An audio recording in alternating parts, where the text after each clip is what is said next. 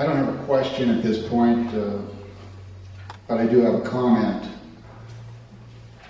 From what I've seen here today and heard, while I certainly realize the need for additional security in this day and age following 9/11 and the War on Terror, I'm not convinced at this point that Real ID is anything more than a feel-good mandate for the American people, meant to try to make Americans feel more secure while instituting, as was said earlier, just another unfunded mandate.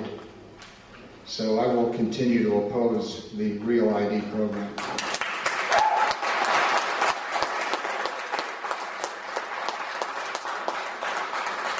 First of all, I'd like to thank Mr. Meadows, Mr. Barrow, and Mr. Hoover for their testimony, and particularly Mr. Barrow, who seemed to be in unfriendly waters here.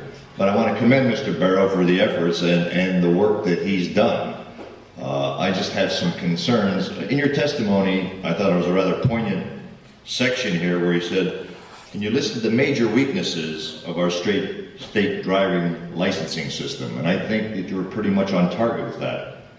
And that's what I'm going to at this point. There have to be alternative ways. There has to be either through the negotiation process or through alternative legislation to provide for correcting these kinds of situations, as opposed to the draconian, ID method. I really believe there has to be another way of doing this and doing it effectively, because we're turning the whole thing topsy-turvy and affecting hundreds of millions of people over, I believe in this case, we're treating the symptoms and not the cause. And I truly believe there has to be an alternative method of approaching this, and I in all reality and in my heart, I don't believe that the ID program will work to meet your objectives. I really don't. And for that reason, obviously, and for my prior statements, my having co-signed on Bill 1351, I'm certainly not going to.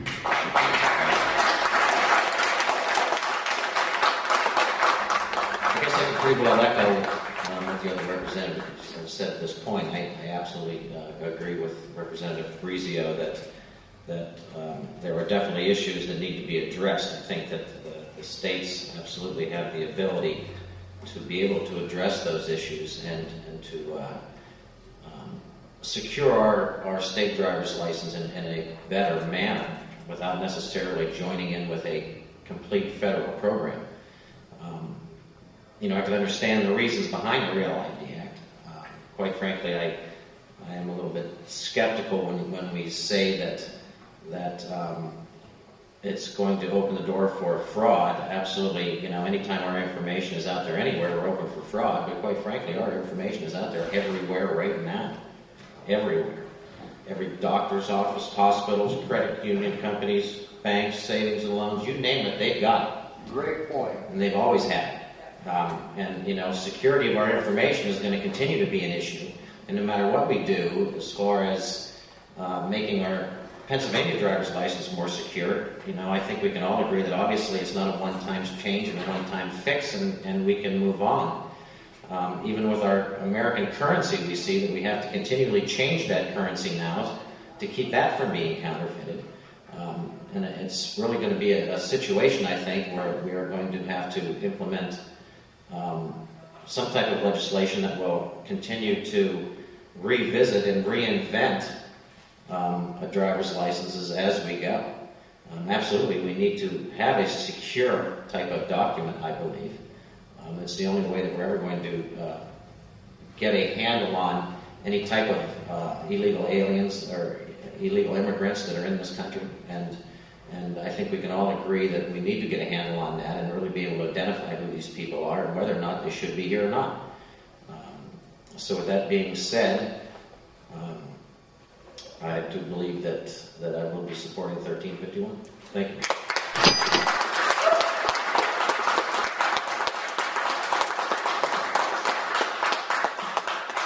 It seems like it's overkill and an expensive reaction to some bad apples, as was stated earlier. When we take or make drastic steps to correct something that may only need to be tweaked, as I think somebody else had said earlier, referring to a state driver's license, whether it's PA or any of the other states. I know after 9/11, everybody had a lot of good intentions. Everybody wanted to rush out and do things. Now after we take a step back and we look and see some of the things that we've done, many of those things, well, best intentions were laid out. They proved to be very expensive and didn't prove to be what we thought they would be. So therefore, I'm proud to be a co-sponsor on 1351, and I will fully support it.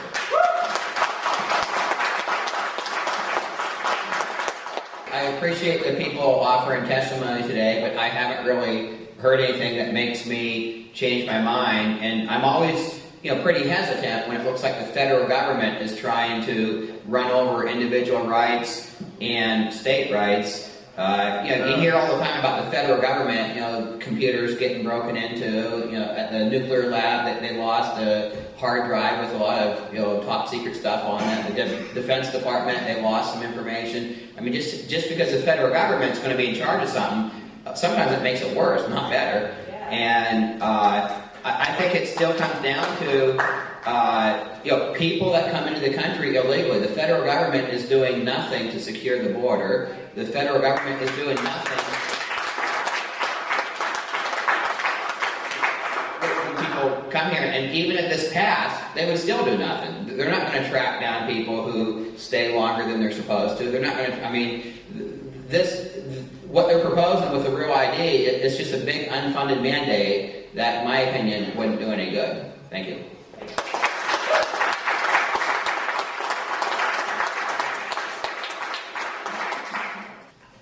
That is the one thing I think that government needs to seek to do, is look at information and base their decisions on that information and disseminate or separate what is presumed and what is the fact. And I think this committee has tried to do that in all of the hearings, and also give people a voice in why they're concerned about the Real ID Act.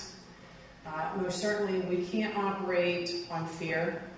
We have to operate on fact and coming up with good solutions that really do what is said to be done. And I do have a question for Mr. Barrow. One is, you brought up a great point as far as perception and looking back at some of the problems that have arisen because of decisions made. But can you explain the difference between SIDLIS and the Veterans Database? Because I think this is what happens, is that people look at this information, it's going to be out there, and there is going to be additional information that may be on this database that isn't readily available for people. And they look at what happened with the veterans' records and different things like that, and that's where their concerns come from. So could you explain just the difference? And I'm not saying right or wrong, I'm just saying that this is where some of the concerns are. I understand that. The source of our information was Amazon.